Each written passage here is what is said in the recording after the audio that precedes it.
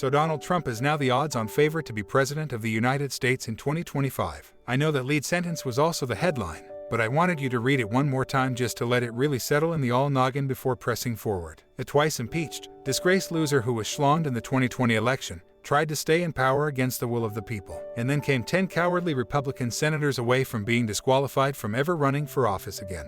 Is now more likely than any other person in the world to take the next oath of office on the Capitol steps on January 20th, 2025. How is that for some weird shit? Now I'm sure some will roll their eyes when this headline comes across the Twitter feed. Attribute this article to my raging Trump derangement syndrome or the Bulwark's Katie Heron level obsession with Mar-a-Lagos and House Wedding Toastmaster. But this ain't about my compulsions. It's the actual, real-world reality being presented by those who have the most skin in the game. Both the major offshore gambling quants and the online trading markets have moved in Mr. Trump's favor in the past couple weeks. Over at Predict It, on the question of who will win the 2024 election, Trump was the most expensive bet, going for 28 cents while the incumbent is selling for 26 cents. At smarkets.com, the worm turned on October 12th with Trump moving past Biden as most likely to win in 2024, and he's expanded his advantage in the past few weeks. I'd understand if you had some doubts about whether the same stonkheads who sent the DWACSPAC behind Trump's non-existent social media site to the moon can be trusted when it comes to handicapping elections. But the offshore bookmakers are singing from the same Wall Street Bets hymn book. Oddchecker has Trump at about a 3-to-1 chance of winning while Biden is at 4-to-1. Paddy Power, the famed Irish bookmaker that is now backed by FanDuel, gave Trump the third best odds in August,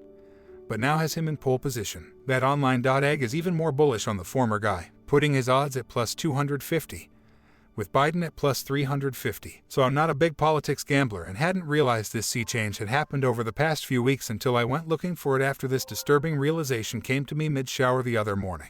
During a thorough lather, I did some quick arithmetic. I figured that the Democrats are about a 52-over-48 favorite over the Republicans in 2024 based on incumbency, and the 30-year streak of winning the popular vote all but once. But I'm not that good at doing math in my head, so I rounded the odds to 55-over-45 in order to make things easier and give Uncle Joe a bit of a boost. From there I figured that Biden is about 60% likely to run in 2024, given that he'll be almost a decade older than Ronnie Reagan was when he ran as the longest in the tooth person to be nominated on a major party ticket in 1984. So take a 55% chance of his party winning, had a 60% chance of running, and that gives Biden a 33% chance of being re-elected. Now let's look at Trump. I think it's more like an 80% chance that he runs. Here's why. It's hard to imagine him being alive and allowing someone else to get all the attention. You are telling me Trump is going to be sending out Truth Social rejects from the Alsop Palace while occasionally showing up as a surrogate for the hot new thing. Our Donald J. Trump. Sorry, don't buy it. Maybe the hamburgers could catch up to him. The actuarial tables are the actuarial tables. Or maybe I'm wrong. But if I'm right and Trump is alive, has 2 thumbs, and a smartphone, then ain't nobody beating him in a Republican primary, especially given that nobody would actually be competing against him.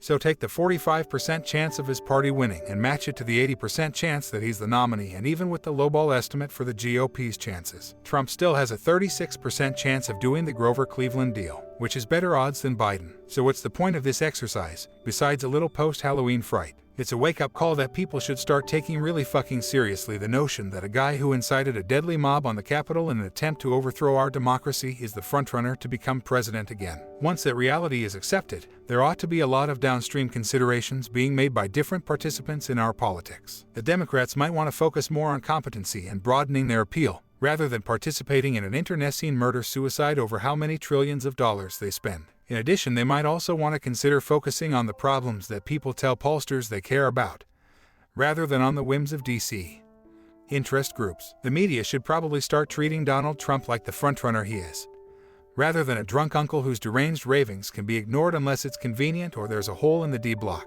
But most importantly, Republican politicians and commentators who claim they don't want a wannabe authoritarian lunatic to become president again should probably do something to try and stop it. And on this last point, I am deadly serious. 9 months ago, almost all the leading figures on the right stated that Donald Trump should be removed from office because he was so deranged and dangerous. The Wall Street Journal editorial board called for Trump's resignation, saying that he has refused to accept the basic bargain of democracy, and that January 6th probably finished him as a serious political figure. National Review ran, by my count, 7 separate columns, including one from the editors, calling for his impeachment. There must be a consequence, and it should come from the nation's legislature, they wrote. Mitch McConnell railed against Trump after it was clear to any reasonable observer that Vice President Pence was in serious danger. Even as the mob carrying Trump banners was beating cops and breaching perimeters, their president sent a further tweet attacking Kevin McCarthy said Trump bears responsibility for the riot at the Capitol. 7 Republican senators voted to disqualify him from ever running for office again. And yet just yesterday, one of their ostensibly more sane colleagues, Tim Scott,